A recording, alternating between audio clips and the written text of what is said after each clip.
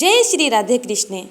आज हम इस वीडियो में जानेंगे पुत्रदा एकादशी की व्रत कथा के बारे में, जिसे पवित्रा एकादशी भी कहा जाता है।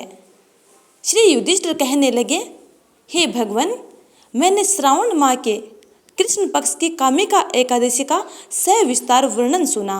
अब आप मुझे श्रावण शुक्ल पक्ष की एकादशी का क्या नाम है, व्रत करने की विधि तथा इसका महात्म्य कृपया करके सुनाइए।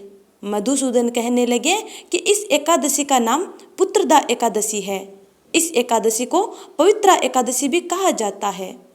पुत्रदा एकादशी व्रत करने वाले व्यक्ति को पूजा के बाद श्रावण पुत्रदा एकादशी व्रत की कथा जरूर सुननी चाहिए। ऐसा करने से व्रत पूर्ण होता है और मनोकामनाएं पूरी होती हैं। अब आप शांतिपूर्वक इसकी कथा सुनिए।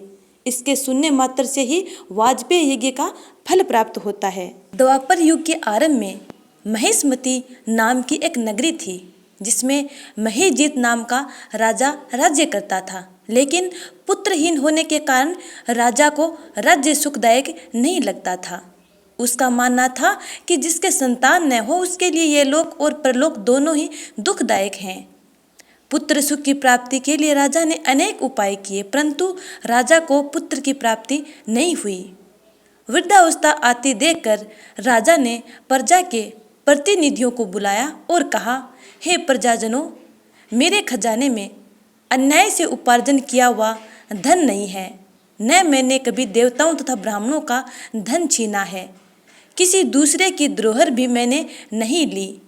प्रजा को पुत्र के समान पालता रहा। मैं अपराधियों को पुत्र तथा बांधुओं की तरह दंड देता रहा। कभी किसी से घृणा नहीं की, सबको सम्मान माना है। सज्जनों की सदा पूजा करता हूँ। इस प्रकार धर्मयुक्त राज्य करते हुए भी मेरे पुत्र नहीं है, सो मैं अत्यंत दुख पा रहा हूँ। इसका क्या कारण है? राजा महीजीत की इस बात को विचारने के लिए मंत्री तथा प्रजा के प्रतिनिधि वन को गए।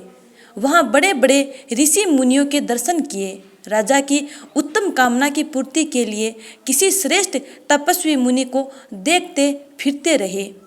एक आश्रम में उन्होंने एक अत्यंत वयोवृद्ध धर्म के ज्ञाता, बड़े तपस्वी, परमात्मा में मन लगाए हुए, निराहार, जितेंद्रिय, जितात्मा, जित क्रोध, सनातन धर्म के गूढ़ तत्वों को जानने वाले, समस्त शास्त्रों के ज्ञाता महात्मा लोमस मुनि को देखा, जिनका कल्प के व्यतीत होने पर एक रोम गिरता था। सबने जाकर ऋषि को प्रणाम किया। उन लोगों को देखकर मुनि ने पूछा कि आप लोग किस कारण से आए हैं? निसंदेह मैं आप लोगों का हित करूँगा। मेरा जन्म केवल दूसरों के उपकार के लिए हुआ है, इसमें संदेह मत करो। लोमस ऋषि के ऐसे वचन सुनकर सब लोग बोले, हे महर्षि, आप हमारी बात जानने में ब्रह्मा से भी अधिक समर्थ हैं, अतः आप हमारे इस संदेह को दूर कीजिए। महेशमतीपुरी का राजा धर्मात्मा है। महीजीत प्रजा का पुत्र के समान पालन करता है, फिर भी वह पुत्रहीन होने के कारण दुखी है। उन लोगों ने आगे कहा है कि हम लोग उसकी प्रजा हैं, अतः उसके दुख से हम भी दुखी हैं। आपके दर्शन से हमें पूर्ण विश्वास है कि हमारा यह संकट अवश्य दूर हो जाएगा, क्योंकि महान पुरुषों के दर्शन मात्र से अनेक कष्ट दूर हो जाते हैं। अब आप कृपा करके राजा के पुत्र होने का उपाय बतलाएं। यह वार्ता सुनकर ऋषि ने थोड़ी देर के लिए नेत्र बंद किए और राजा के पूर्व जन्म का वृत्तांत जानकर कहने लगे कि यह राजा पूर्व जन्म में एक निर्धन वैश्य था। निर्धन होने के कारण इसने कई बुरे कर्म किए। यह एक गांव से दूसरे गांव व्यापार करने जाया करता था। एक समय ज्येष्ठ मास के शुक्ल पक्ष की द्वादशी के दिन मध्याह्न के समय जबकि वह 2 दिन से भूखा प्यासा था, एक जलाशय पर जल पीने गया। उसी स्थान पर एक तत्काल की ब्याई हुई प्यासी गाय माता जल पी रही थी। राजा ने उस प्यासी गाय को जल पीते हुए हटा दिया और स्वयं जल पीने लगा। इसीलिए राजा को यह दुख सहना पड़ा।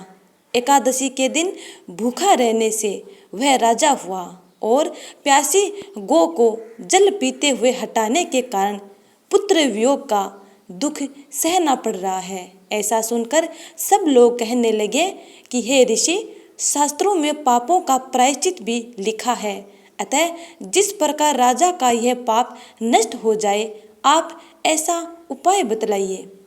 लोमस मुनि कहने लगे कि श्रावण शुक्ल पक्ष की एकादशी को, जिसे पुत्रदा एकादशी भी कहते हैं, तुम सब लोग व्रत करो और रात्रि को जागरण करो, तो इससे राजा का यह पूर्व जन्म का पाप अवश्य नष्ट हो जाएगा, साथ ही राजा को पुत्र की अवश्य प्राप्ति होगी।